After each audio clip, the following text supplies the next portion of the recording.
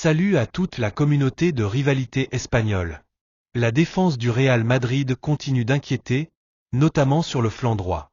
Une fragilité qui coûte cher dans les grands matchs et pousse le club à chercher des solutions pour renforcer ce secteur crucial. Restez jusqu'à la fin pour découvrir tous les détails et les options envisagées par le club.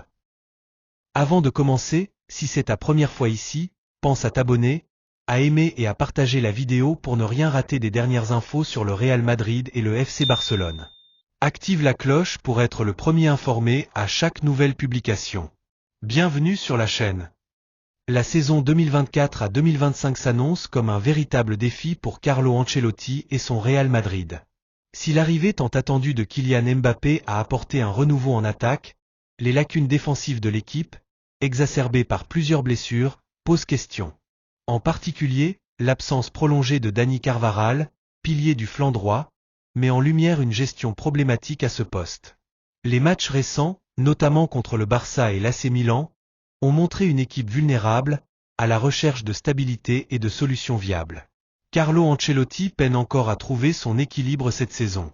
L'équipe souffre non seulement de l'adaptation à l'arrivée de Mbappé, mais aussi des absences notables de joueurs clés comme Toni Kroos, Nacho, Joselu, et surtout Carvajal. Cette accumulation de blessures met l'entraîneur dans une position délicate. Les erreurs en défense, déjà coûteuses, deviennent particulièrement préoccupantes en l'absence d'éléments majeurs comme David Alaba et Dani Carvajal. Face à l'AC Milan, les lacunes se sont particulièrement fait sentir. Les rossoneri ont méthodiquement exploité le flanc droit madrilène, mettant en difficulté un Lucas Vázquez contraint de jouer hors de sa position naturelle. Le duo Rafael Leao et Théo Hernandez a littéralement dominé ce côté du terrain, profitant des failles défensives pour créer des situations dangereuses. Bien que Lucas ait tout donné, son manque d'expérience à ce poste a été criant. Les supporters du Bernabéu ne l'ont pas critiqué directement, mais ont pointé du doigt une gestion insuffisante du club concernant l'arrière droit. Si le Real Madrid veut rester compétitif dans la course au titre cette saison, il lui faut trouver une solution rapide pour renforcer son flanc droit. Le problème est que, sur le marché hivernal, les options de qualité sont rares. Bien que les dirigeants explorent activement des pistes, ils peinent à identifier un joueur qui corresponde à leurs critères en termes de talent, d'expérience et de disponibilité. Pour l'heure, le nom d'Alexander-Arnold, le défenseur de Liverpool, revient avec insistance. Avec un contrat qui expire en juillet 2025, il représente une solution idéale à long terme. Cependant, une telle signature serait difficile à réaliser dès janvier, malgré les appels de certaines voix influentes au sein du club pour accélérer l'opération. En attendant de recruter un renfort, Carlo Ancelotti explore d'autres options. Parmi elles, la promotion de jeunes talents issus de la Cantra. Ainsi, Jesus Fortea, jeune Valencien inscrit sur la liste de la Ligue des Champions, a été convié à plusieurs entraînements avec l'équipe première.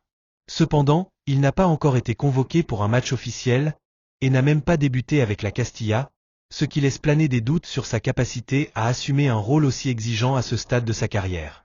La situation défensive du Real Madrid, particulièrement sur le flanc droit, est alarmante.